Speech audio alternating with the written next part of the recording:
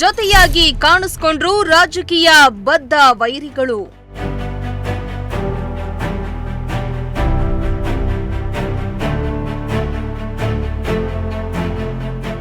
ಮಾಜಿ ಸಂಸದನೊಂದಿಗೆ ಎಸ್ಆರ್ ಶ್ರೀನಿವಾಸ್ ಫೋಟೋಗೆ ಫೋಸ್.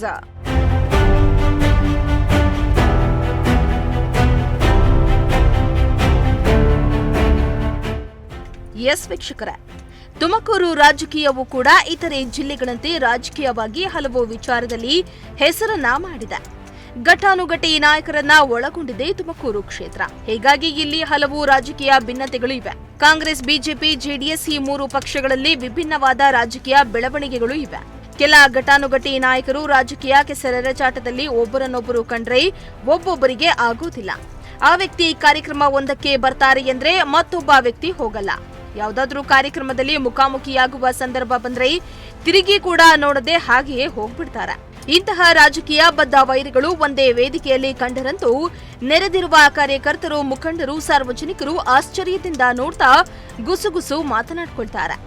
ಇತ್ತ ತುಮಕೂರಿನಲ್ಲಿಯೂ ಸಾರ್ವಜನಿಕ ಹಾಗೂ ರಾಜಕೀಯ ವಲಯದಲ್ಲಿ ಬದ್ಧ ವೈರಿಗಳು ಎಂದೇ ಕೇಳಿಬರುವ ಮಾಜಿ ಸಂಸದ ಎಂಪಿ ಬಸವರಾಜು ಹಾಗೂ ಗುಬ್ಬಿ ಶಾಸಕ ಎಸ್ಆರ್ ಶ್ರೀನಿವಾಸ್ ಕಾರ್ಯಕ್ರಮ ಒಂದರಲ್ಲಿ ಮುಖಾಮುಖಿಯಾಗಿದ್ದು ರಾಜಕೀಯ ವಲಯದಲ್ಲಿ ಗುಸುಗುಸು ಕೇಳಿಬಂದಿದೆ.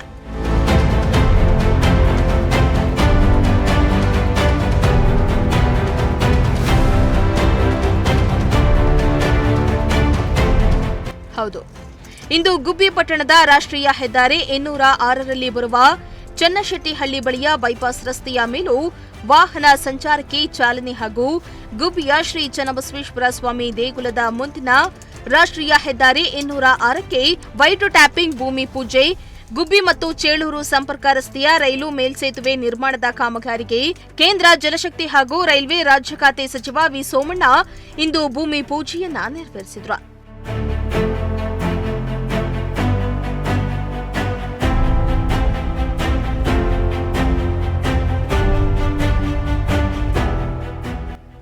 ಇನ್ನು ಈ ಕಾರ್ಯಕ್ರಮದಲ್ಲಿ ಬದ್ಧ ವೈರಿಗಳು ಎಂದೇ ಕರೆಯಲ್ಪಡುವ ತುಮಕೂರಿನ ಮಾಜಿ ಸಂಸದ ಎಂಪಿ ಬಸವರಾಜು ಹಾಗೂ ಗುಬ್ಬಿ ಶಾಸಕ ಎಸ್ಆರ್ ಶ್ರೀನಿವಾಸ್ ಗುಬ್ಬಿಯಲ್ಲಿ ಜೊತೆಯಾಗಿ ಕಾಣಿಸಿಕೊಂಡ್ರು.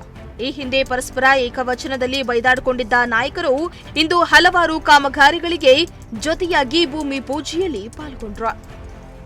ಹಾಗೆಯೇ ವಿ ಸೋಮಣ್ಣರ ಜೊತೆಯಲ್ಲಿ ಇಬ್ಬರು ಅಕ್ಕಪಕ್ಕ ನಿಂತು ಫೋಟೋಗೆ ಫೋಸ್ ನೀಡಿದ್ದಾರೆ. ಮೂರು ನಾಯಕರುಗಳಿಗೆ ಒಟ್ಟಿಗೆ ಹಾರ ಹಾಕಿ ಅಭಿಮಾನಿಗಳು ಸಂಭ್ರಮಿಸಿದ್ರು.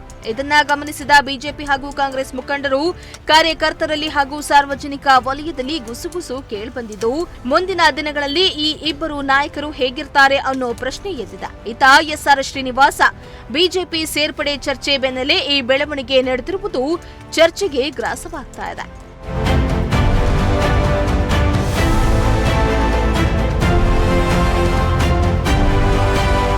Bureau report, Prajashakti TV, Tumakuru.